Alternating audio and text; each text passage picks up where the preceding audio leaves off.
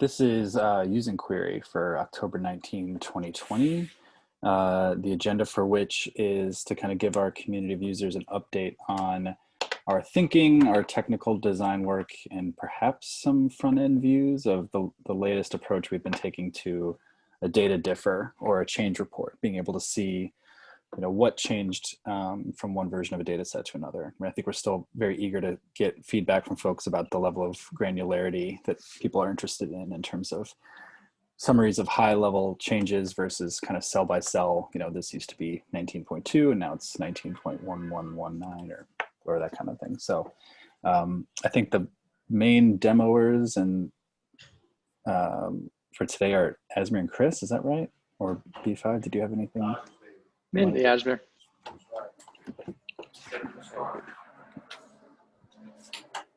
Yeah, I think it's mainly Asmir who's going to take it away. Do you want to just start with introduction to what you've been up to, Asmir? And I can provide any background if necessary, but I think you're sure, totally.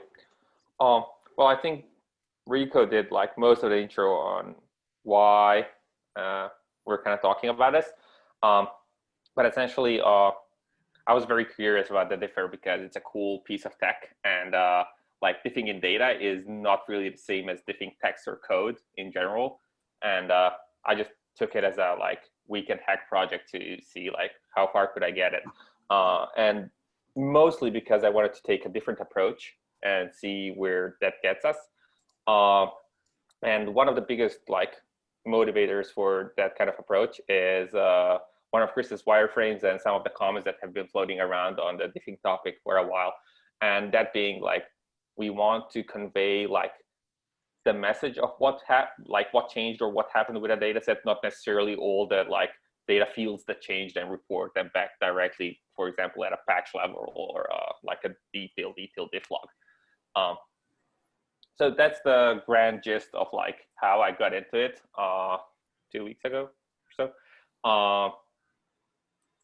And there were a couple topics that I wanted to explore, mainly in terms of like understanding like what people would like to have in such a differ, to see like whether it's even worth spending like energy or time into each of those like buckets individually.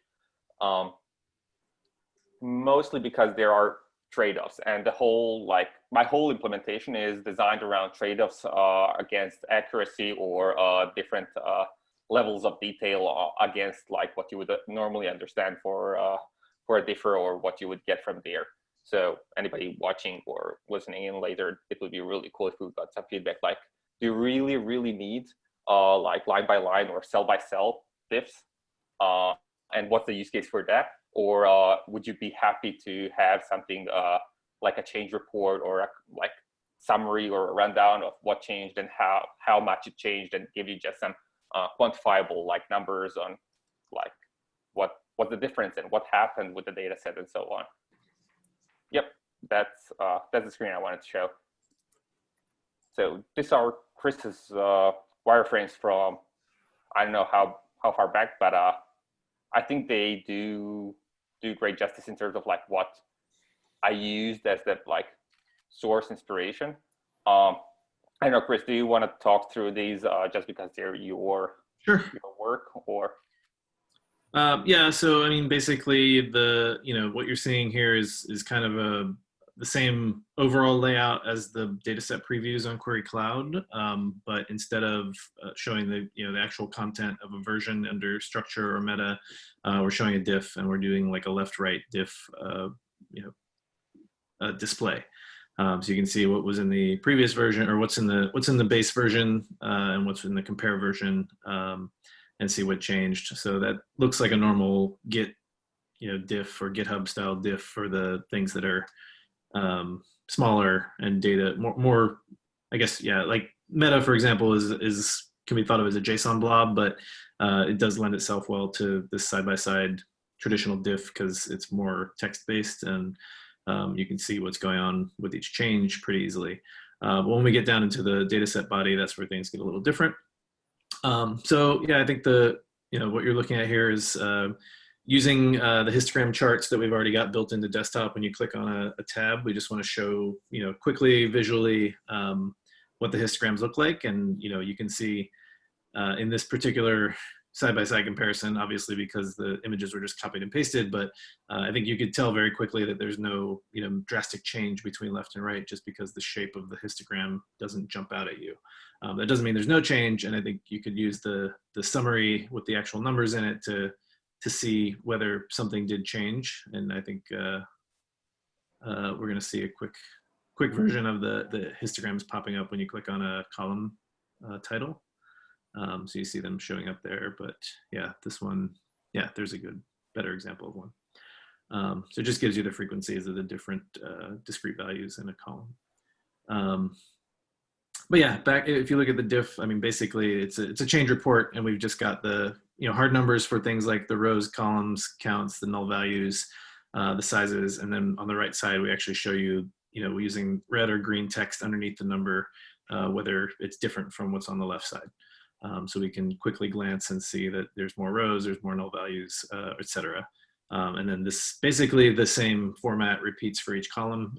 So this is heavily skewed, of course, towards, or not heavily skewed, but would only work right now with tabular data or two-dimensional data.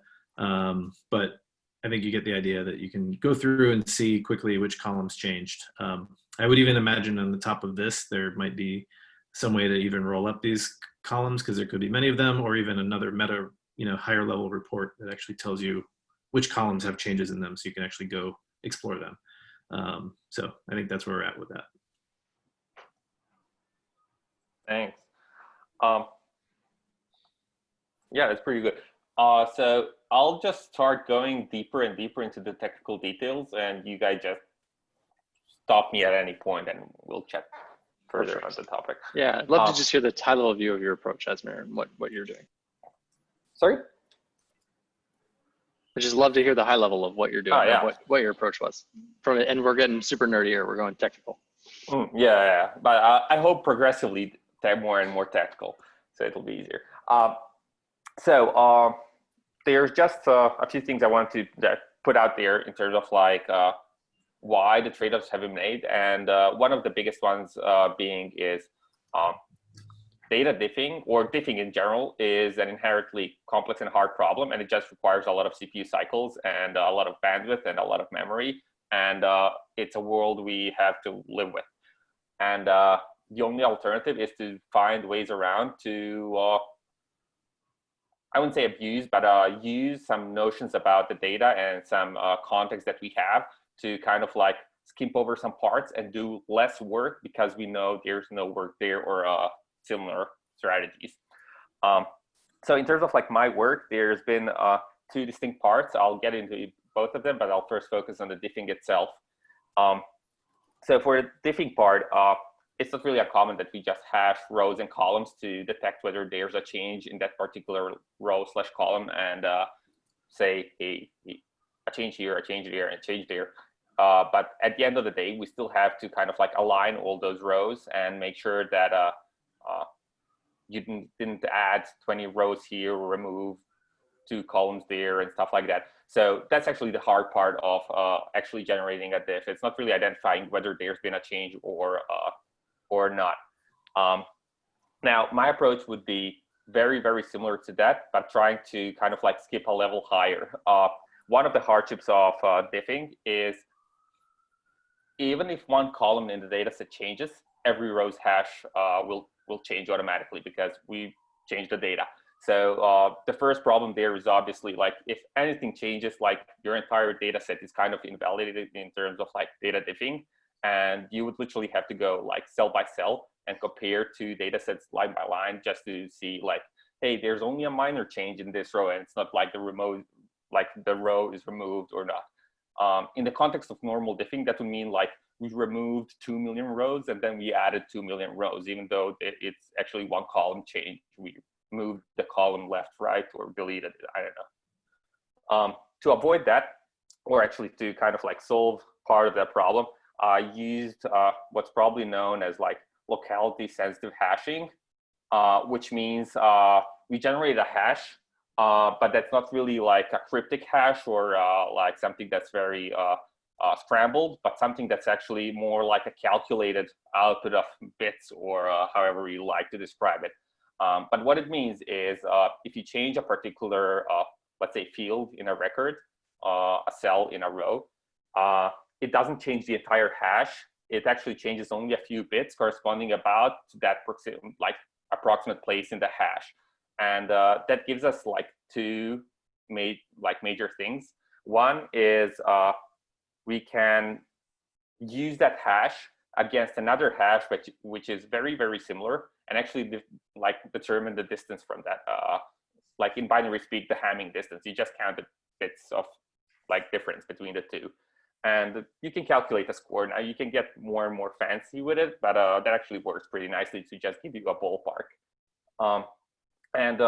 You can be pretty certain that even if a row changed for like, I don't know, 30%, like you remove a third of the columns, like even if like you would still have 70% overlap. And given that you know what you're working with, you can actually make a smart decision about like whether you would accept that being the same row but slightly changed, or being a completely new row in that context. Now, where we can be further smart, and that's what I wanted to say by abusing the context that you're using a data set, is we do the same thing for columns. And if you notice, like a column has been moved, since we have that approximate hash, even though it changed a little bit, we could potentially figure out that it was like moved, but not like a new one was added and an old one was removed. So we could actually use that to know that there is a certain degree of change for every row. And we could like bump that threshold down for like declaring a row completely new. Like, let's say our default is 80%. Because we know like 10% of the columns like were moved or shifted or removed, we give it some leeway. We can do 75. Like if there's 75% overlap, we still call it like the same row but slightly changed. Now this is really getting into the territory of like fancy understanding of like what's a diff and what's not, because it kind of like fuzzes the meaning in terms of like what's a change and what not. But my take at it was to give certain operations more weight than some others. I basically sat down and enumerated some like basic operations on a data set you can do. You can add a column, you can remove a column. You can potentially rename a column in that sense. And you can obviously change its data, but that's kind of like the lowest tier of like what you're going to do on an individual data set. You can do the same for the rows. So you can like add a row or remove a row or just move them around, like sort them, I don't know. And for general diffing, I think we're mostly interested in the like addition or removal of columns in that case. And the cool part is like detecting if there was a reordering, just to abuse that knowledge further down in the diffing part. The second thing I wanted to use from like the dataset knowledge is like how we inherently operate on datasets. Like the vast majority of datasets means just you tack on more data and that's the new version. Like, or you did some update to the dataset. Usually it's like cleaning a whole column. So we formatted a column to, I don't know, 2 decimal points instead of like whatever it was before. So that's some like typical operations you would do. Like you rarely open a huge data set and go change 2 fields and close it down and say that's your work on that data set. I mean, it happens and it's perfectly fine to ask for a diff on that kind of like level. But in generally, you're more interested on like how's the data set behaving, especially going through the lens of time. Like I was tracking, I don't know, the NYC ridership data, and over time you want to see like what's the general like outlook for the majority of stations. And I don't know, you see like it was 30% at the start and it was slowly growing over time, like by 5%. Now that's some like interesting info that you can get from it without having to look at the data at all. Like you're just interested in the like cumulative like improvement over time. And that's something that you learn from the data set and not from the individual data points themselves. From a diff of the column or stats. Yes, exactly. So in that vein, the second project sprung up, and which is more feeding into Chris's wireframes, the stats collection, but I'll get back to that. Going back to the differ itself, one of the like important bits is still detecting if there was change, even though you have that approximate hash. And for that, we actually generate another hash, which is actually just a scrambled hash. And if one bit changes, the entire hash is off, and we just compare an equality there. The reason being the locality sensitive hashing it essentially purposefully ignores some data to try to fit it into a very small hash, and yeah, essentially just lose more and more info. And if you like change in a huge data set, if you change just like one cell, that locality sensitive hash would probably not differ at all, or maybe slightly or something like that. And those changes could eventually be like not detected. For example, if you had two cells change in a single column, those two could cancel out in the hashing process and give you the same bit, even if it, like if it weren't changed at all in the first place. So it's not really a reliable indicator of like whether things changed. So there's a second hash to just say, just to know if something really changed, and that could give us like the potential to avoid like underrepresenting change in a data set, and B, if we have a very, very similar column, even if the hash is the same, we still know that column changed, and we could highlight and recalculate the stats and so on. So it gives you a little bit extra detail. So that's on kind of how it works and what's behind the scenes. There's some trickery going on and some fuzzy stuff that I pulled, that I used, but I don't think that's worth spending minutes right now on. So if anybody wants to poke that bear, just poke me on Discord. The deeper part on that is how to actually avoid the performance issues with Diffing itself. And that was actually one of the major targets for me, to try to get some better performance out of the Diffing. We already have a deep differ that I think Dustin and Brendan wrote, and it does a great job. It does also some cool things that because it diffs like JSON data and, sorry, what am I missing? Chat. Dustin and I are just pointing at each other. Oh, okay. I don't think I actually worked on the diff at all. I was investigating it, but yeah. He just doesn't want to take any responsibility because it's broken. That's not what I'm saying. I know. I just saw you two guys in the commit, so I'm blaming you two guys.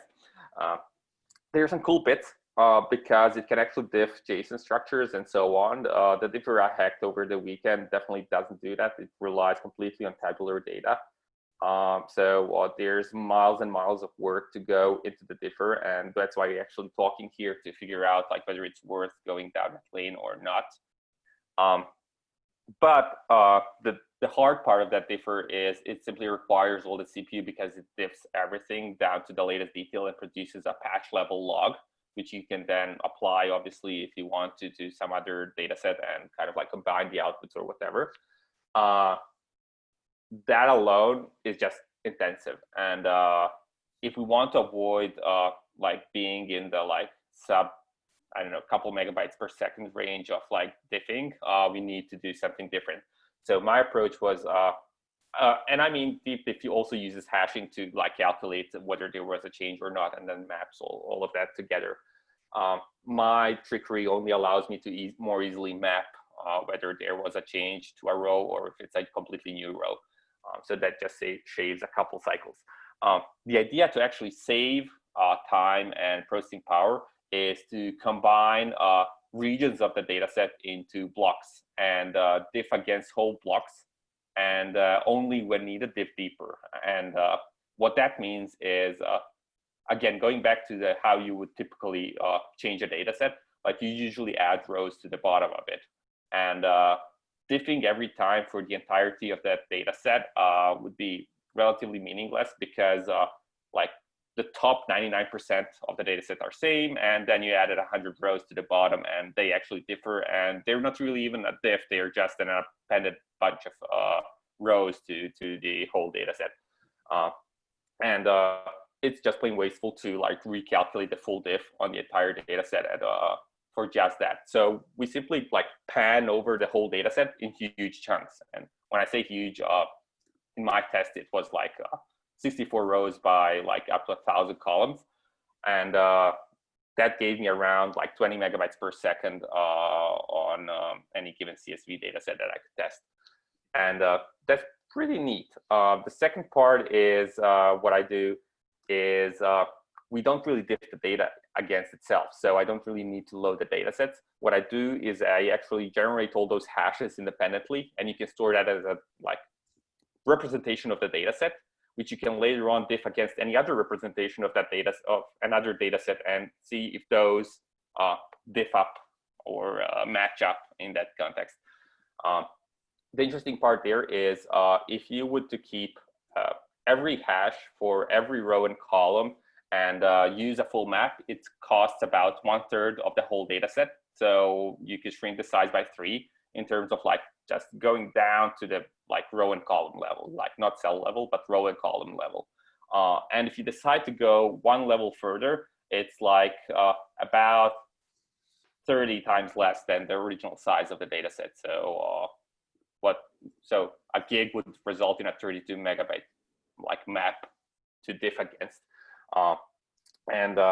I have a lot of ideas in terms of like how to further use that, but that's more like a product discussion because it would involve like storing those maps and moving those around, and what would be the service that actually maintains those and diffs those, because then we would have to do that at a little bit of a bigger scale.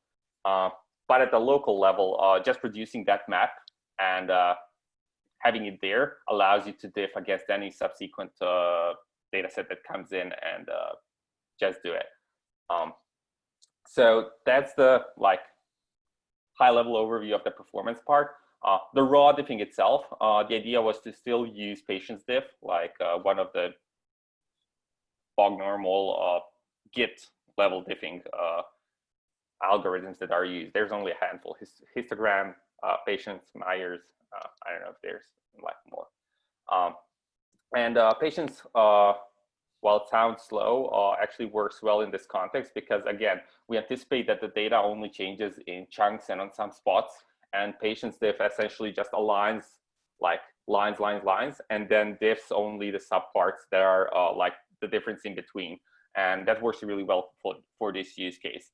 And the general idea would be the same here. Like we align huge blocks first, and then if we detect like a diff in the blocks, we would load a map that's a level deeper and diff like the sub level directly and slowly match up lower and lower. So we don't really do a million by million like map and do LCS on that and compute the full diff. We use only very localized subsets to diff, and it's much easier to do like, I don't know, 2-3 blocks like long of diff than like that would be like 128 rows versus like a million rows at a go just to get the full diff at once. So that's the general plan of where I wanted to go. Not there yet. There's more work to be done, and there's a lot of stuff that needs to be done in terms of like to just be more general. One of the trade-offs here is this doesn't work in small data sets because I assume that you will have at least like one block size of data to fill it in, which is fairly small, like 64 rows. And it's tunable, but right now it doesn't really react to anything. It just like takes the data in and tries to spit out some output. There's also more stuff that can be done to further improve the performance, and that's literally just parallelizing it like they used to in the old days. Right now, I just sequentially read the data into the blocks one by one field, and that's it. But what could be done is essentially like chunk up the whole file and load the first X amount of data into one part of the map, the other one in the other, and so on.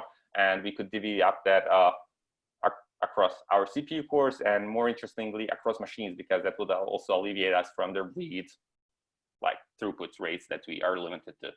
And that's why I'm saying that we could turn this more into a product level discussion in terms of like how it could be like scaled up and work on much larger data sets if we wanted to, and basically use chunk loading between those, compute the diff maps individually, and then just put the diff map together into one place and then diff against those maps and get instead of data sets. Whew, that was a lot, and I'm going to stop talking about diffing here because there's stats as well. Oh, okay. Let's save stats for a second. I'm going to try and take what you just said, and unless anyone has any interruptions, spit it back to you in a way that hopefully try and like make it more palatable. Multiple descriptions, the same thing, hopefully Totally. drive understanding. And along the way, I'll try and leave some notes that connect to some of the work that was sort of has been floating around, Asmir, that I think is really great. And some really exciting stuff based on what you were saying. It's nice to see some of these concepts and approaches colliding. But I liked the term that you're using a bunch in the code that we were reading through was like the notion of a squint hash, and sort of like, to put this in very sort of like simplistic terms, this is basically like you're taking a very lossy view of data in batches. So you're working through a bunch of rows at once, A and B. Well, just starting on just A, and say you're going to calculate a map of a data set A, and that squint is like, cool. We're just going to calculate. We're going to try for a given 1,000 rows batch, 64 row batch. You're going to calculate a squint of each row and a squint of each column, but they're falling into buckets. So if the same row is repeated, if the exact same data is repeated 5 times, that'll end up going into one bucket for each. Correct, Asmir? Are you doing kinda. bucketing? So Kinda. like just judging by the code, it's very hard to decipher what I did. But it's called squint because the idea was taken from image fingerprinting. So this is just fingerprinting data instead of images. And a fingerprint for image is essentially if you like turn down the resolution way down, and if you just squint at the 2 different thumbnails, they could look kind of the same, so they are the same. So that's your fingerprint. And we literally do the same for the data set. So there's like rows, there's columns, there's boxes, but that's just like giving different pixels to the whole data set. And then if you like really tightly squint, they kind of look the same, so they are the same. I don't know. Yeah, so it's intentionally lossy. And I think that's the important part here, right? Is like we're throwing away data in the process of generating this report. And so to put some terms on the table here, what we call a patch is specifically a script that turns dataset A into dataset B. And so a patch is like needs to be at the exact row level understood, like it needs to be exact. And a patch is only valid if basically you can call patch A, turn it to B, you will get B. And if you were to examine all of B and examine all of patch A, you would have the exact same thing. And that's really, as Asmir's been pointing out, super expensive to calculate. Dustin, correct me. Yeah, so even following up on that particular aspect of this problem, something that's interesting that we've learned from using diff a bunch in query is like the use case of what you actually want from the operation changes a ton of like what it actually has to do. So,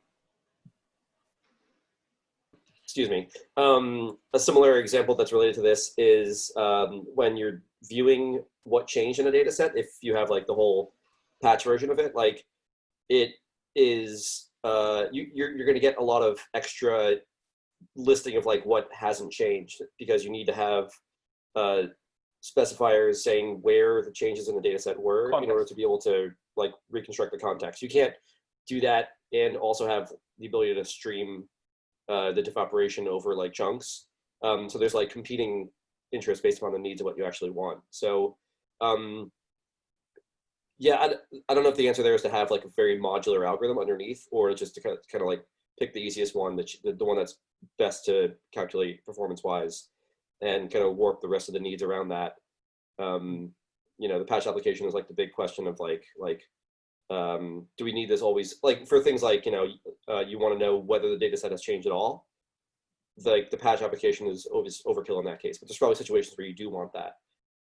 So yeah, it's an interesting question with a lot of trade-offs, and I think that's it's been an interesting lesson to kind of observe the cases where that comes up.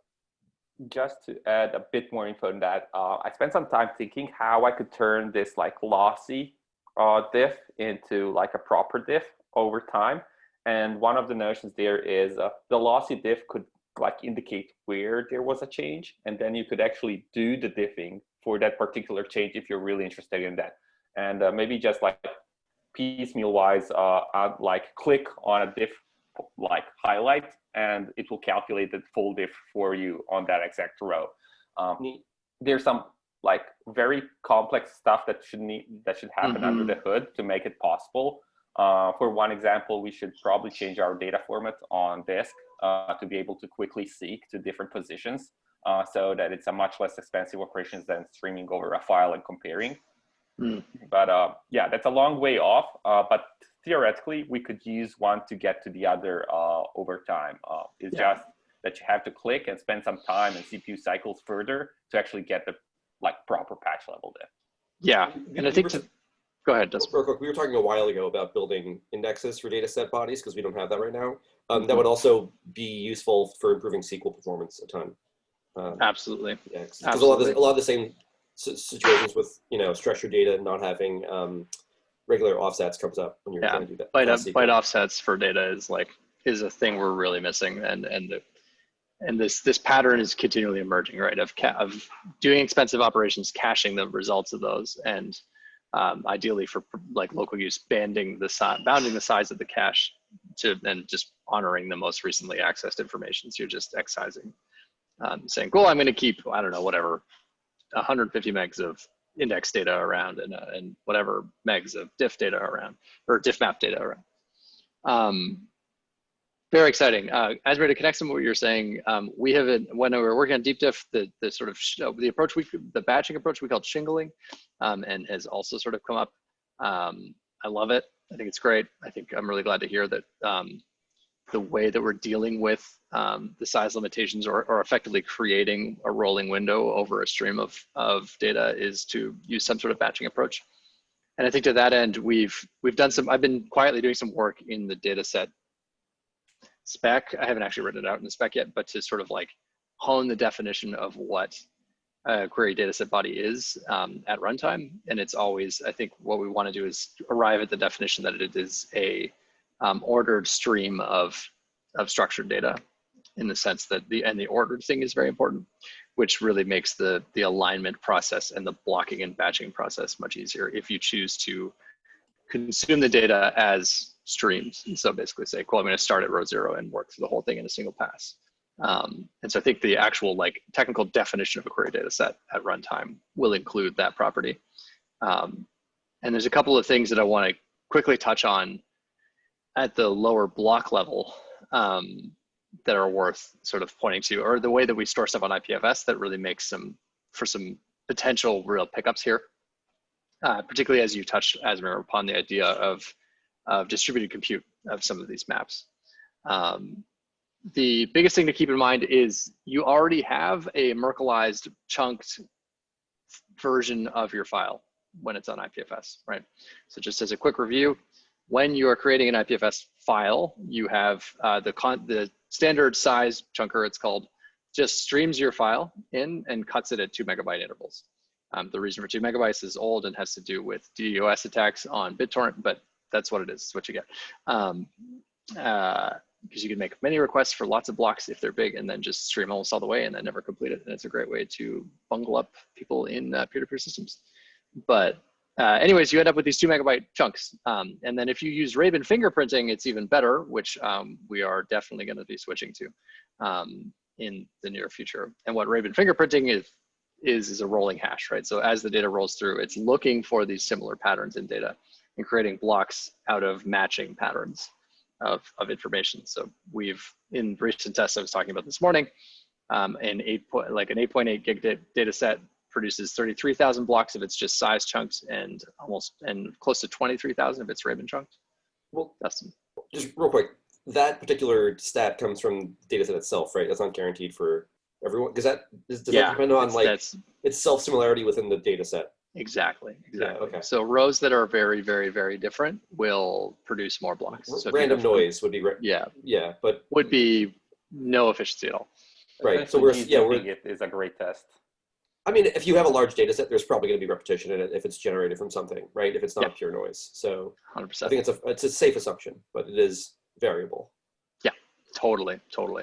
But it really helps, Asmir, with the project that you're discussing, because what we actually already have at the gates, and this is the way that we transfer around DAGs of blocked Merkleized chunk data, is we calculate a manifest of the entire data set and send that manifest over, which is a list of every block and then a map of links that sort of show how those blocks are connected.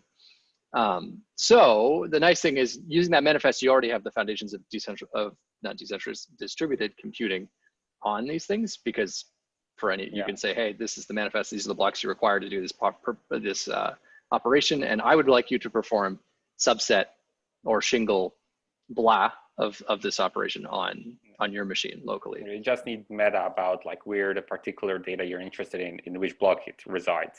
Exactly, and we already do that, right? We already have this thing called a manifest, a DAG manifest, which gives anybody who wants it a derived map of what that Merkle DAG will look like in its entirety, which means you don't need to have the whole thing locally, right? If you want to do distributed operations, you can say you will only require these blocks, because you don't have the byte offsets for specific rows, but you do have, you can do sub indexes inside of, so it is in effect an index already.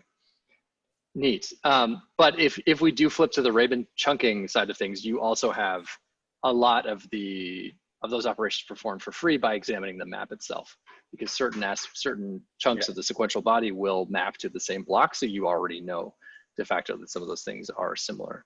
It's not something you can rely on, but it's a nice, like, it's just a nice property to have when you're looking at Raven chunk data. Last but not least, I really appreciate the bias towards larger data here, and the fact that this approach seems to comport really nicely with sort of 3 tiers of this. Dustin has been wanting to do a whole bunch of work for a while on like change descriptions, change reports, right? Information that actually like takes this information, that takes some sort of diff output, some sort of machine output, and maps that to common heuristics to present some sort of like human usable description of what changed. And I think what you're describing is actually much closer to what we would want to see for that kind of thing. And then at the lower level, we've been talking about deep diff shingling and moving it up to make it performant. And I love that you're using patience instead of deep diff, because it sort of alleviates us from making 2 pieces of technology work really well. We can just make 1 piece of technology work modestly well. And I like that the thing you're talking about is lossy here. I think it gets really close to the kind of thing that we want to see. The last reason I'll bring this up is as we have sort of actively avoided the notion of branching and merging, the necessity at the technical level for a patch between 2 dataset versions is coming down. I think where the one place where we may still need a patch at a technological level is like if we want to get into the business of lightening the storage overhead of many versions of data. Yeah, delta encoding. Yeah, delta encoding might be, thank you for the phrasing. I did not know that it was delta encoding, or I knew it, but brain refused to surface that term. That would be the one place where we might still need it. But the latest thinking that I have yet to draft into spec is that almost all of our merge work will be through a derivative of the auto merge CRDT algorithm, which will just mean that we just don't have branching and merging at all in query. And so we shouldn't need patches. Ideally, we can delay the need for patches, actual machine executable patches. Even if we don't do data delta encoding per se, just by using IPFS, we kind of get those, at least for the parts that didn't have any changes. So you get at least like partially the benefit of like delta encoding in that sense. Yeah, exactly. And that's always been the way we've sort of sold it, is like, well, we're doing chunks deduplicated. And so like, if you don't change the meta, there's no cost overhead, which has always been great. But yeah, and so that's a totally separate project. We want to skip delta encoding for this conversation. But the only reason to bring it up is to say, I don't think we need a patch right now. And I think that means that the work you're describing here really should be moved forward in our timetable, because it may unblock Dustin's work on heuristics, and it may help us establish a much more useful short-term diff thing, because we don't actually need a cell-by-cell accurate diffing strategy right now. So to add to that short-term but much more useful diffing approach, the stats changes that Chris showed are actually much easier to do. So diffing is a completely different beast, and it came out along the way because I was just doing the streaming building of the map, and I figured I could just plop in some like stats collector and collect stats along the way while I keep adding more and more, or at least chewing through more and more data in the maps. And there's a small like subscript that essentially just collects stats. I made it for strings and ints just to test the concept. But it kind of uses the same tricks in terms of like trade-offs. We like for very large data sets, it's really, really hard to calculate percentiles and medians and stuff like that, because you never know how far down it will be, and you would have to hold at least the entire column in memory to be able to compute the exact median, for example. But there is a very good set of mathematical approximations to kind of get the correct result, and which should be sufficient for the most cases. And I did a very sample implementation, and it comes nearly free in terms of like going through the data set. Like if you're loading a data set and just going through the rows, doing the stats collection is like nearly free. There's like 10 addition operations or some small conversions per like item, and that's it. But essentially what it does, it counts, it collects the sum, it does the average from those two, and it also produces like approximate histogram of the data by just like probabilistic bucketing of the data or the data points. It's obviously lossy again, because at some point you start shedding some of the data and you count like kind of which bucket it falls in, and if two buckets are close, you kind of merge them because there's more like data spreading out, like if you were to be looking at a graph. And you just basically start shedding data, and you keep like centroids of those histograms, like a central column, and just bucket everything against them. So if it's like falls into that bucket, just add 1 to the counter and say this bar is now higher by 1. If it's like completely off, create a new bucket. And then if two buckets approach very closely, depending on the distribution of the rest, you join them together and start moving from there. You just increase the tolerances of those buckets.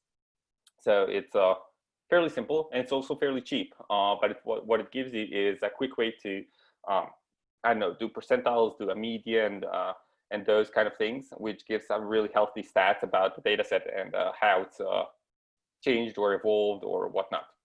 And for example, if you were to be collecting, I don't know, ping stats against whatever domain, and you just wanted to follow along like how latency changed over time, that would be a really great use case, because you would just do like really quick, like on the fly analysis of like the percentiles, like what's my like 50%, 99%, 95%, just to get a like feel for it. And if you add like, I don't know, 10% more to the data set, and you see the percentiles shift, like it was from, I don't know, 100 milliseconds, it's now up to 200 for the 95th percentile. There's obviously something that happened, and that gives you enough cue to actually look at the data and do some human work against it. So that's actually very easy to do and kind of shippable within a reasonable time frame on Query. And I think we could do that for cloud relatively soon, depending on other roadmaps. So I wanted to put that out there. And essentially what it does, for example, for categorical data, like, I don't know, strings and, I don't know, you want to do states or something like that. If it's very high cardinality, you'll probably just do some very like basic stats, like what's the average length, what's the what's the actual cardinality of the data, what's like things like that. But if there's like, I don't know, just 50 states, and you basically bucketed stuff by states, you can do more. You can do much more, because you now have like specific categories to kind of like match other data against. That's a little bit more advanced, but not really too far off. And counting like cardinality of data is not really too hard either. There's some approximate algorithms there to like count and sketch, and I don't know. So there's a lot of fun stuff that we can generate for the stats on the data, on the fly, fairly cheaply, and with low effort to implement, actually, which would enable Chris's wireframes. And I think that's a good part. Yeah, yay for probabilistic data structures. This is like a lovely. So you just give up like 5% of accuracy, and there's a whole another level of things you can do. Yeah, no, and I think that's exactly where I'd love to sort of just steer this conversation is toward the practicality of some of this and how do we actually get some of this executed. So first things first, based on some of the roadmap we've been talking about internally for the project planning, I think this has to land in core. And I would like to keep the work on the differ in core, mainly because A, core is open source, B, that's where we're having the most sort of struggle with this right now. Like as an example, Chris ran into a bug recently where deep diff is choking on equal input data, I think, and creating some problem where basically stuck on save for like an hour, right? I actually have some reservations on that. Okay, well let's hold on. We'll put that aside and let's focus on getting something shipped here. And I think that as you said, the wireframes that Chris has drawn up, I would like to see those land actually in desktop and be computable locally first. And then we'll see if we can move them into cloud from there as part of a broader project. Mainly because if the bulk of the heavy lifting, if it lands inside of core as a proper subsystem, I think is the right way to approach this and to vet this code and to really take the approach that you've just sketched out, Asmir, of using the stats as the diff subject for now and really just focusing on, this is relatively straightforward. We're going to stream all the data. We're going to calculate histograms and we're going to build a diff report, change report off of that. That will unblock the beginnings of Dustin can take that and go, okay, cool. What can I do in terms of heuristics with that?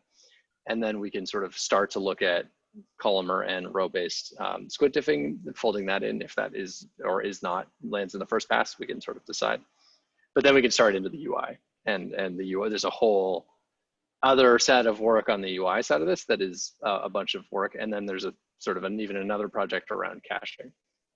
And I think all of that, landing that principal functionality in core means cloud gets it for free because cloud is an importer of query core. And we will, if we build the React components and the sort of API and the UI around this in desktop and Storybook, we can copy paste those components over. But it also means that this remote stuff that we're doing will inherit a lot of that diffing as well, which I think would be really, really valuable for the remotes projects. So any objections to trying to land all of this Go code in a different repository? So just to clarify my reservation, so I don't really have anything against it all going into query core. And directly, I would say stats go in first because they're the easiest and give the most value off the bat. The diffing itself, now that's where I have reservations, and mostly from the functional aspect. If we do it all in core, that means we're kind of focusing all the diffing on a single machine, which caps us again against like what we can do in terms of like the size of the data we can diff. So even if we do it all in core, we need to think about how to do it distributed from the get-go, just to lay correct foundations in terms of like how we want to approach the diffs. But not really much more objections on that other than like thinking about how do we break the cap either like from, I don't know, a 10 gig or a 50 gig data set, like how do we jump to 200 or 500 gig data sets? Because at that point, it's not really that we're like CPU or memory bound in the rawest terms. I mean, okay, it will take longer for larger data sets, but it actually blocks us from kind of like just spreading it out and fanning out that processing. And that would reduce like the time significantly. Like you could do terabytes in minutes instead of like gigabytes. Yes. Yeah, hopefully the way that it can be done is that the interface that's exposed to do this diffing, some other code could just wrap that and call that and do like the splitting into chunks in order to make it parallelizable. 100%. Yeah. And I think that's the goal, is like write this as a subsystem, write it as an independent thing that when supplied with multiple workers will utilize them all. But we can just define what the sort of worker interface looks like. And this will inform the content address file system, well, the QFS stuff. And as you're mentioning, the sort of like 200 and 500 gigabyte sizes, we tend to see those as being stuff stored in buckets on cloud services. Like we don't generally have folks kicking around 500 gigabyte public data sets unless you're NASA or unless you are the weather service, what are they? NOAA. They move a petabyte a week. It's bonkers. But for that kind of stuff, it's almost always cloud-backed infrastructure. And so if we design those interfaces such that they leverage the QFS file system, and then we write a S3 implementation of that, then we'll have the right pieces in the right places for parallelization. The interface is going to be a little tricky to land. Will be the sort of like mapping, batching interface, and figuring out how do we actually, like, is like, yes, IPFS gives us some great stuff because it's already chunked, but like, how do we generalize that thing is going to be tough. But we can talk about that. And I think that functionality should probably land as a subsystem that is like sort of on the side, because it sounds like we have some generic use for these indices. And it would be really smart to think about how that can all play together. Because right now we do actually have a cursory version of that in the form of these DAG manifests that we use for desync.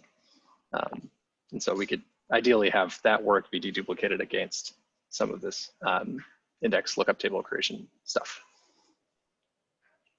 Awesome.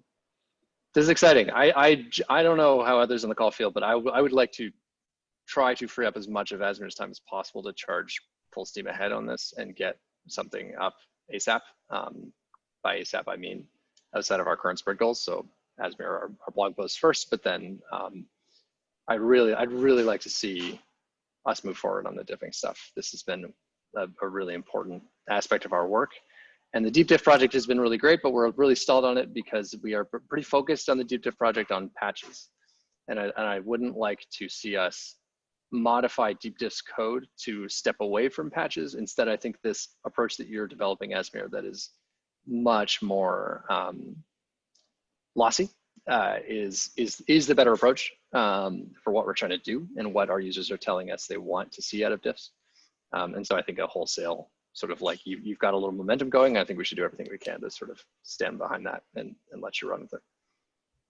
I agree. I think deep diff and let's call this squint diff would be great in conjunction, but not like turning both into the same thing. Yeah. And so I would actually say that I don't think that our current last point of conversation is the actual subcommand or the interface for our query diff as it stands right now. I think we've got some nice stuff brewing in terms of the ergonomics of the command itself. The idea that you can diff two CSV files and the idea that you can diff a query dataset version against a file and like a URL against another URL, provided there are actually URLs to structured information. But I personally would be a fan of whatever you do in any form if we as a team vet it properly and confirm that it's actually producing something useful.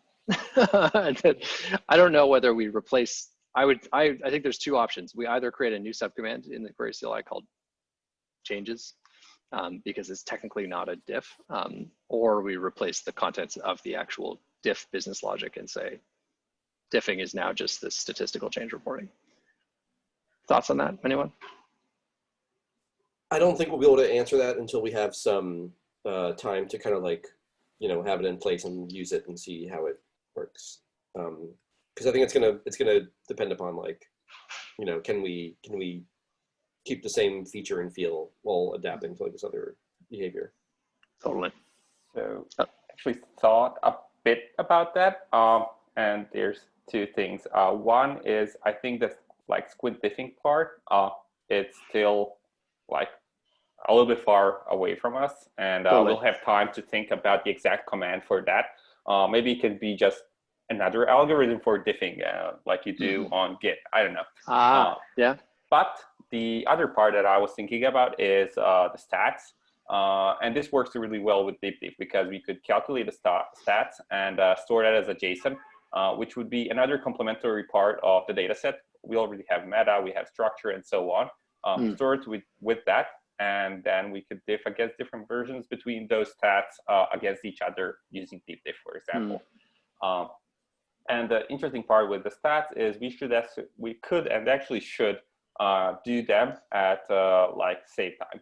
I mean, we already calculate the structure and everything else, And this can be literally plugged in and to be done at the same cost, and just by running through the whole data set, also calculate the stats and just output them as another component of the data set instead of doing it as a separate offline command. I mean, we could expose it because people may be toying with data sets and just want a quick rundown of the stats of their data set. But I think the save command is where it should live in conjunction with structure and meta and everything else. Casey's done a bunch of work on this. Actually, it's going as far as to write a draft RFC for the stats component, thinking about stats as a component. In the past, I'm compelled by what you're saying. I'd love to get those thoughts. Anybody object to having stats be a first-class component? Can I just say back what you're saying here is just that we calculate these. We're calculating the things that will eventually show up in the the things that would eventually show up in that change report would be calculated as save, not when the report is generated. Is that what we're saying here? Kind of, yeah. Basically, the graphs, the stats charts themselves would be exactly, but not also. The diff is kind of, the phrase diff is fuzzy in this conversation. Yeah, the diff is something else in terms of data. And also this would allow us to simply expose it on cloud instead of recalculating it for whatever reason and so on. You just and literally everybody draw else charts. could just view the stats of the data set. Yeah, that's the major upside, is it's cutting down on cycles. Is there a downside to that? I mean, if it's not ever storage. Yeah, it's just, but it's pretty small, right? Yeah, in contrast to everything else, it's really small. We did struggle, so looking back at the stats RFC, we struggled with the format of stats because in the beginning of the design of the stats component, we thought it would be important for users to be able to decide what their own statistics are. And the more we look at it, and particularly now that we actually have a stats subsystem inside of Query, it's actually really not the case. Stats are useful when you calculate them automatically for people. And if they want to calculate custom stats, they store them as custom metadata or some other form. I don't think that it's, I'm won over by the idea that an automated set of stats that you don't have to do anything to get is valuable and worth being more rigid about, and saying, Casey and I really struggled when we were talking about the stats component with like, oh, well, how do we make like a spec that is generic enough for you to sort of define any kind of stat and like have that work and have that be something that can be interpreted. And like, I don't know, the more you look at it, it seems like a high till and nowhere, where like, really, like if you just did it for people, there's a much higher chance that they would use it versus like trying to make it the most customizable thing on the face of the planet. Well, my take is it's just a quick overview. It's not really deterministic. It's not really the final output. It's not machine consumable. It's a human consumable, because you just view it and get some first-hand info, and then you do some work with the data set, and that's a whole different level of like detail. Yeah, and the huge win we've seen out of the UI of this is like, stats take any type of data, fold it down into a dimensionality that is then displayable as a graph, which is just like a huge magic win. When it's like, you give us data, we give you graph, like that's like really lovely UI win that is like really important, right? Like it's, sometimes that graph is just like a spike of like, you have 357,000 unique values because it's a call of your UIDs. Like that's not, it's not a very good, like useful thing. But then for like every other column, they're always like, there are some really interesting ones. So it's really easy to detect duplicates, for example, in that case. Yes, touche. But yeah, cool. I love it. I think that Asmer, you should take a look at our stats subsystem as it exists. I will take a look at storing stats at save time, because I'm currently working on the save path. And if no one disagrees on this call, then I think we will go forth and make a stats component a first order citizen. So going once, going twice, and then who disagrees? Thumbs up if you agree. 3 thumbs up, 4, 5, 6, all in accord. We have unanimous decision. Question, do we know how this works with FSI? Is it like structure that it's just not displayed and it's just kind of an invisible component? Yes. It's not user editable? Okay. I think our terminology for this would be it is a computed component, right? Because we have the idea of transient fields and computed fields. Right. And so similar to commit. Yeah, exactly. Yeah. It's a computed component. And most there are user applied values. Yeah, most of structure, is computed.